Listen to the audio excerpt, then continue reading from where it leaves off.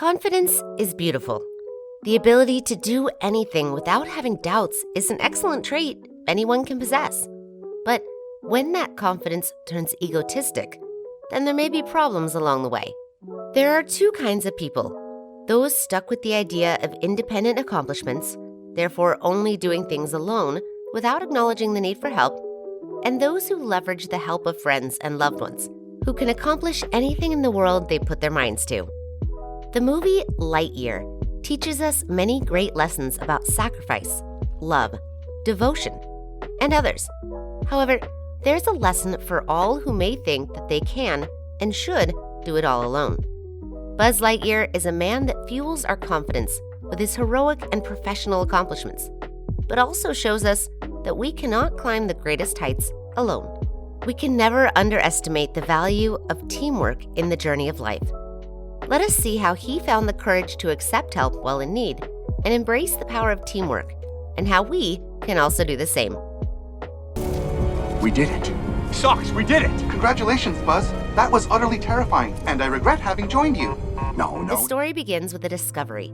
Buzz Lightyear, a space ranger, devoted to his job and mission, alongside Commander Hawthorne and a large company of sleeping scientists, land on a strange planet.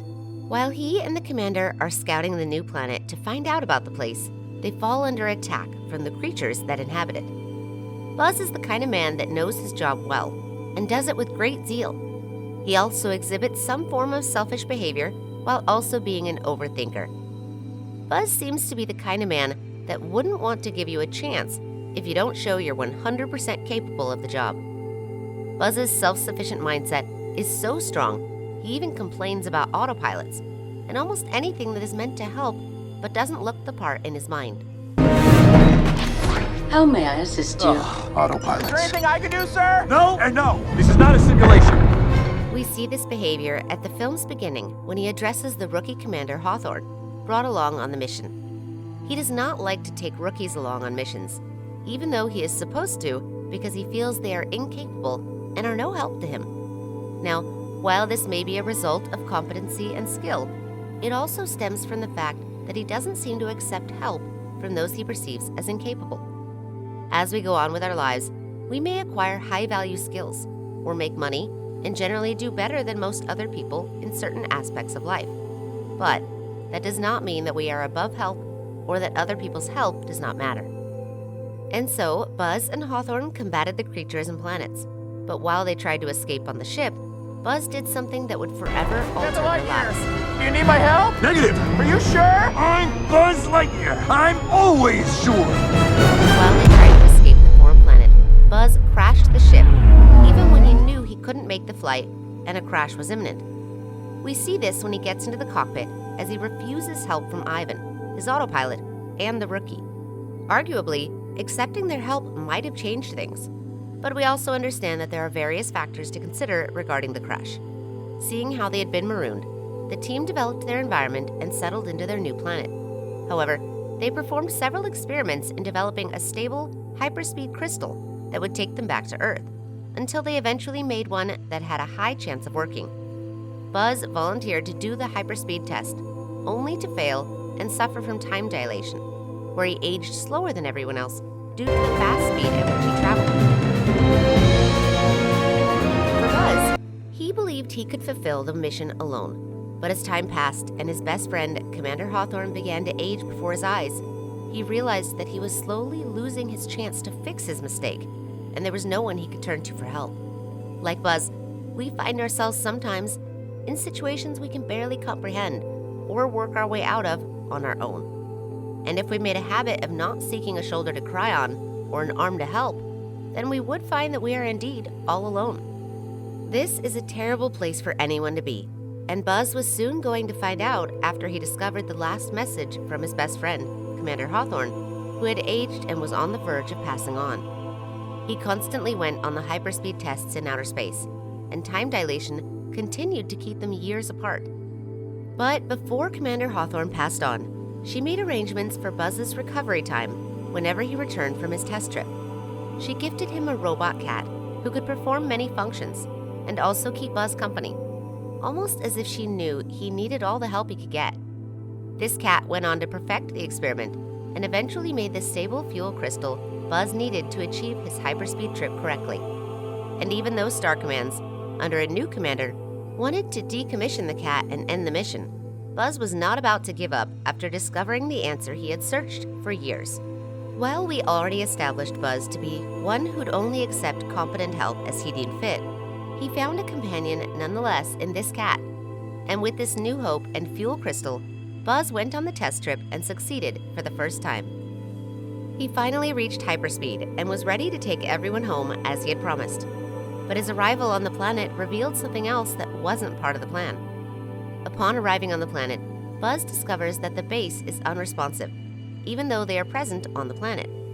While trying to figure out what had happened to the planet after his trip, Buzz meets Izzy and 2 other cadets who are also hiding from robots. Buzz's successful hyperspeed trip was a distance of 22 years from the planet, even though it only lasted minutes for him. And before his return, a robot ship had landed, and the robots attacked the people. Before this time, the travel team had plans to permanently settle on the planet and set up a laser shield to surround the camp area. This was the plan Buzz went against, and now he came back to find them stuck inside the laser shield, with robots outside shooting at the shield. His ship was stolen by a robot, and he had to look to Izzy, Commander Hawthorne's granddaughter, and the others for the plan they claimed to have. Disappointed by their performance when a robot attacked him, Buzz claimed they were incapable of helping him in the mission. This reminds us again of the trait Buzz possesses. He doesn't accept help from anyone. He doesn't seem suitable to help him. And so, he'd instead get it done himself. This point of view is held by many of us too. Sometimes people may not seem like it, but they should not be underestimated. For if we underestimate people's help simply because we think they are incapable in some things, we become blind to their capabilities in other things that could as well be useful to our situation. This is also an unhealthy leadership trait because it doesn't foster positively productive relationships around us. For people like Buzz, who is egotistic and has a high idea of self-sufficiency, there must be a willingness to accept help genuinely by trying to understand the helper and encouraging them. Buzz eventually discovered this as he began working with them to save everyone and get off the planet. But how did he learn this lesson, and what did it do for him? Buzz tried to let them go by insisting that they went separate ways, but instead, they just turned back around. This left Buzz no choice but to take them into his ship with him, as they were under attack from the bugs.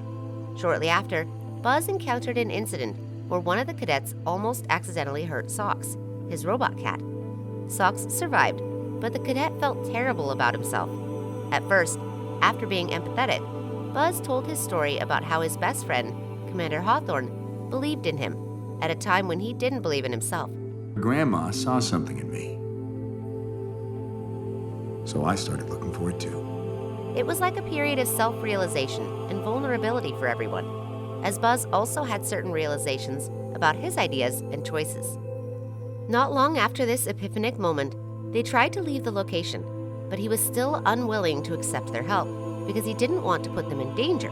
But suddenly, they got attacked by a giant robot that looked different from the others.